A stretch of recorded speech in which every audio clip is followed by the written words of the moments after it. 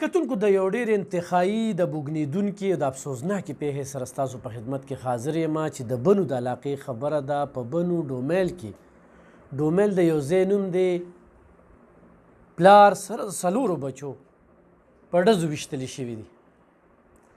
په ځمکه خواره واره پراته او هغې سره خوا کې موټر سایکل خو هم دی. یو ډېر انتخایي افسوسناکه پیښه ده. ابتدایي ریپورټ چې هغه هسپتال ته وړل شوي دي، پوسټ مارټم روان دی، په ډزو ویشتلي شوي دي. وجه معلومولو کوشش روان دی چې وجه څه کیدی شي. خو چې کله مې دا تصویر د مخې نه لاړه نو ډېر زیات خفه شوم. د دې ماشوم دغه ښکلا د نور ماشومان بیا په داسې ځای کې پراته دي. دا د بنو د ډومیل خبره ده چې پلار سره د 4 بچو ډېر په بېدردۍ سره وجلي شوي دي. خوا کې ورسره موټر سایکل دی. دا بچي به پلار میلې ته بوتلل، دا به چېرته به چکر ورکو، دا به چا ویشتي، څه وجه به کیدی شي. بهرحال له دې تحقیقات به وشي، مخې ته به راشي.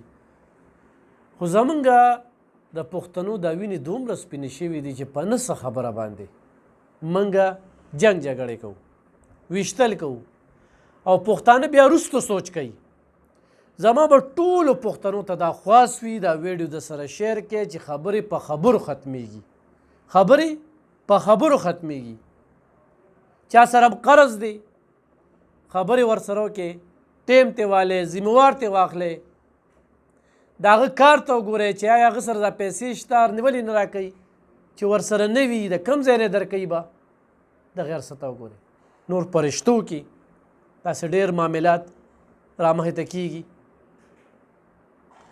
ورسره په پوله پټي باندې ځینه ګران شو. نن سبا په مرله مرله ځای باندې جنګ جګړې روانې دي. خاوند لګي شي ښځې ته وایي د روڼو نه دې ورشه په 4 مرلو کې حصه راواله. 4 روڼه دي، 4 مرلې ځای دي او د خور ته د حصه غواړي. بعضې خبرې په هغې باندې خپه راښکل دي. دغه خاوند د دغه ښځې ژوند خو په لړزان کې چې زه د روڼو نه په 4 مرلو کې څنګه حصه والم. منګه ولیدل داسې خلک چې هغه په دې خبرو کې ککړ دي. انا بغض کینه حسد پلانکي له خدای پاک ورکړه، ولې ورکړه؟ په قهر په دې کې چې کوم دی نو هغوی ډېرې مسلې را پیدا کړي دي. نو ګرانو کتونکو زما به درته التجا وي دشمني ټول تاوان دی. خو یو سړی و چې په دشمنۍ کې ګټه ده نو راته دې ووایي. او خو یو سړی و چې زه زورور یم نو زورور یو الله دی. انسان بس یو زورورتیا به سي یار.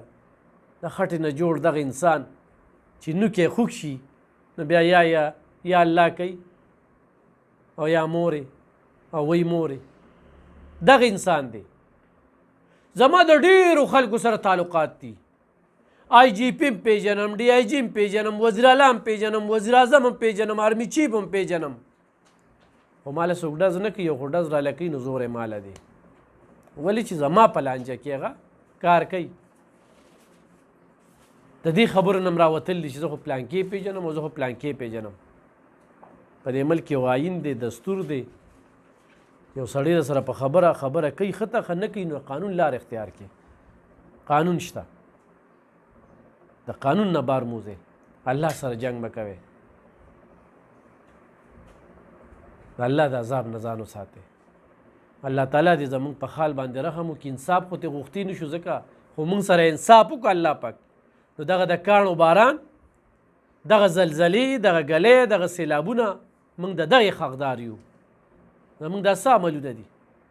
او بیا په خاصه توګه موږ پښتون قام انخت یو د یو بل خپې راکاږو. طرفګنې د بل دپاره بیا د لیډر دپاره ته وایي چې لیډر به زما په قبر کې څملي د هغه دپاره زه د بل مور خور کنځم. مړه په خپل ګریوان کې لږ سر ښکته کول دي چې موږ کوم طرف ته روان یو. د دې ویوز د لایک نه روزي نم دا فیسبوک په کار راځي او نم دا یوټیوب په کار راځي. عمل به هم په کار راځي او کردار به هم پاتې کېږي. او د خپل مور پلار د عزت خیال وساتئ. بچو له موبایل یې مه ورکوئ. او خو موبایل یې ورکوئ نو بیا سینه غټه ساتئ.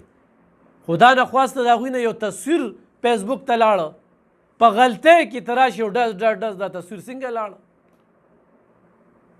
او چې کومه خبره د الله نه پټېږي د انسانانو نه مه پټوئ او سوچ دا وکړئ چې الله به څه وایي انسانان چې څه وایي دی خو الله به څه وایي الله ته ځان تابع کې ځان د الله تابعدار کې ګرانو کتونکو دا واقعه مې وکتله 15 بچي د پلار سره ډېر په بې دردۍ سره په بنو ډومیل کې ویشتلی شوي دي په کوم حالات کې پراته دي ډېر افسوسناکه پیښه ده الله دې مزید رحم وکړي مزید خو دې کې تحقیقات راغلل چې ولې او په څه او څنګه نو هغه هم د سره شریکو ډېره مننه